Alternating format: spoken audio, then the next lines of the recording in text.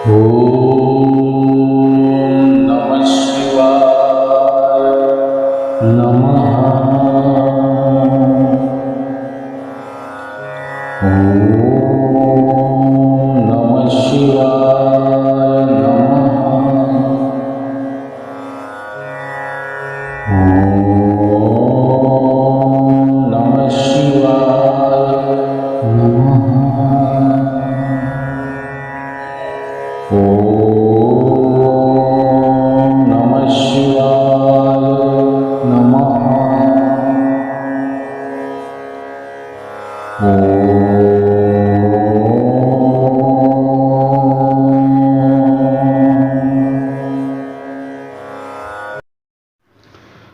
नमस्कार मित्रों, मैं आरवी ग्रह नक्षत्र blogspot.com पर आप सबका स्वागत करता हूं। दोस्तों,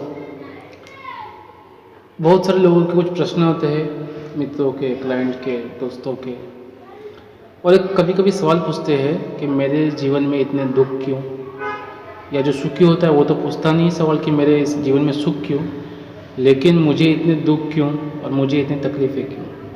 तो दोस्तों, इस संबंधित में एक छोटी सी कहानी आपको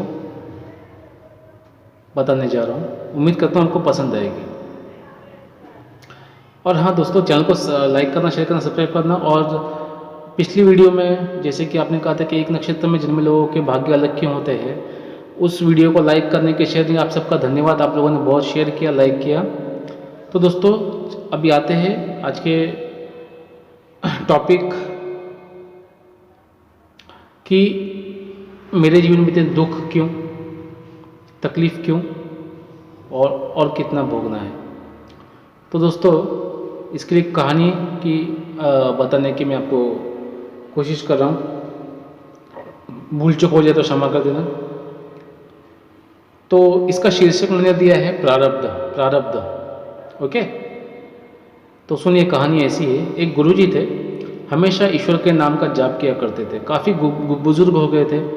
उनके कुछ शिष्य साथ में ही पास के कमरे में रहते थे। जब भी गुरुजी को शौच, स्नान आदि के लिए जाना होता, वो अपने शिष्यों को आवाज़ लगाते थे और शिष्य से उसे ले जाते थे। धीरे धीरे कुछ दिनों बाद शिष्य को 2-3 बार आवाज़ लगाने के बाद भी कभी आते तो कभी नहीं आते, तो कभी देर से आते। आते ज़रूर थे, लेकिन आते थे, देर से आते थे। एक दिन रात को निवृत्त होने के लिए जैसे ही गुरुजी आवाज़ लगाते हैं, तुरंत एक बालक आता है। बड़े ही कोमल स्पर्श के साथ गुरुजी को निवृत्त करवाकर बिस्तर पर लेटा जाता है। अब ये रोज का नियम हो गया। एक दिन गुरुजी को शंका हुई। पहले तो शिष्यों को 3-4 बार आवाज़ लगाने पर भी देर से आते थे, लेकिन ये बालक तो आवाज़ लगाते ही दूसरे क्षण आ जाता है और बड़े कोमल स्पर्श से सब निवृत्त भी करवा देता है मेरा। आखिर कौन है ये? एक दिन गुरुजी उस बालक का हाथ पकड़ लेते हैं और पूछते हैं कि सच बता, तू कौन है? मेरे शिष्य तो ऐसे नहीं है दोस्त। वो बालक के रूप में स्वयं ईश्वर थे। उन्होंने गुरुजी को स्वयं का वास्तविक रूप दिखाया।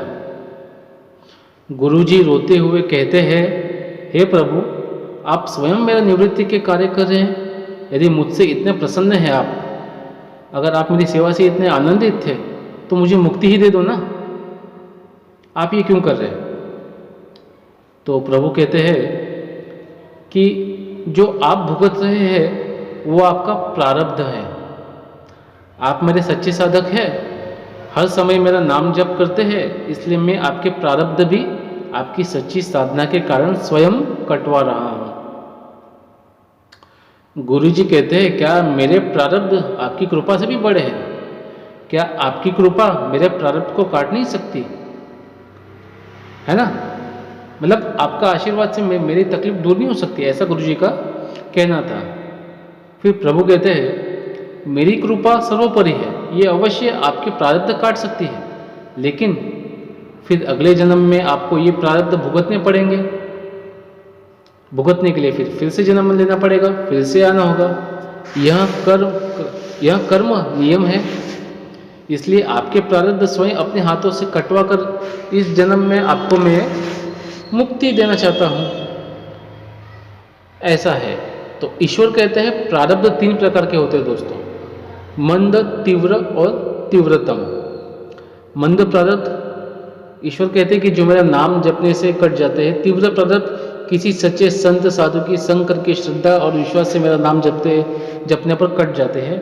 और पर तीव्रतम प्रारब्ध भुगतने ही पड़ते हैं, लेकिन जो हर समय श्रद्धा और विश्वास से मुझे जपते हैं उनके प्रारब्ध में स्वयं साथ रहकर कटवाता हूँ और तीव्रता का एहसास नहीं होने देता हूँ।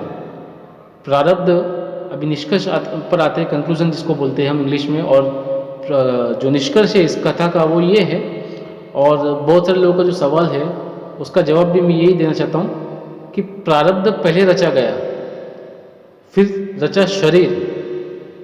तुलसी चिंता क्यों करे, भजले राम राम। यानी कि हमारा जो कर्म, जो हमारे प्रारब्ध है वो सबसे पहले रचे गए, उसके बाद में शरीर की रचना हुई है ना।